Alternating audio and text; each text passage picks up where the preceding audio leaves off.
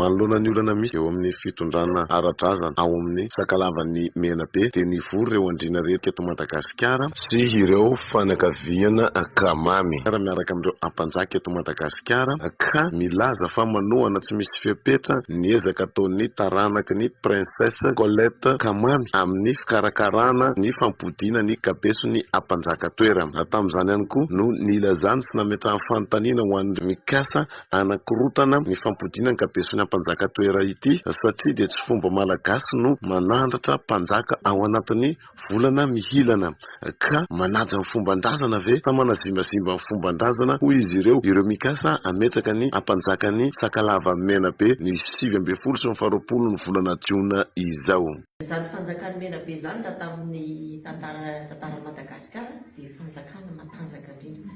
Tena hoe matanjaka indrindra ataoko hoe mbola natanjaka n'izany fanjakana Merina izany, Manila Merina ny tena koa tena tsy membo an'izany mihitsy ny tena nay fa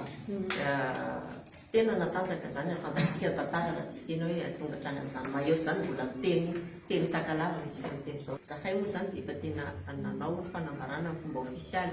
any amin'ny tambazotra tserasera'ny Ray aman-dreny ara-drazana ny amin'ny fanohanana feno ny taranaka ny princesse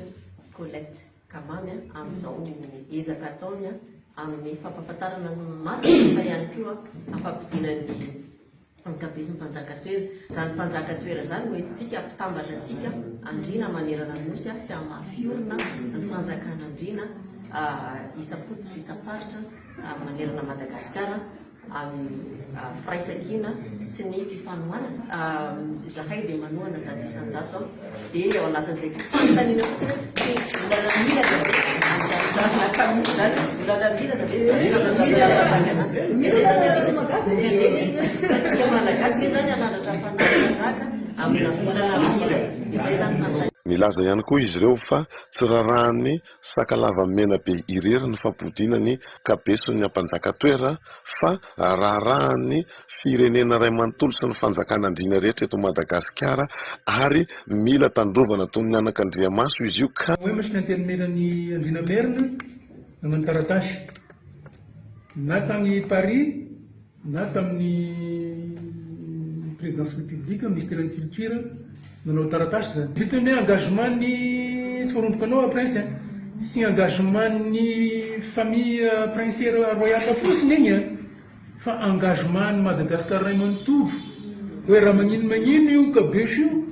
dia sisy miverina aty ny kabeso rehetrarehetra tavelany satria mbola misy ny any Merina igny, mbola misy sud-est igny, mbola misy Besleo, mbola maro zany ny kabeso igny. Zany mahatonga ny hoe efa misy fagnamboarana ny fagnazana ny atry ny malagasy satria io maresaka asika tarita tandravoangy hoe ity ne sy aferan'ny Sakalava raiky fotsiny hoe ity fa aferan'ny Madagasikara manontolo.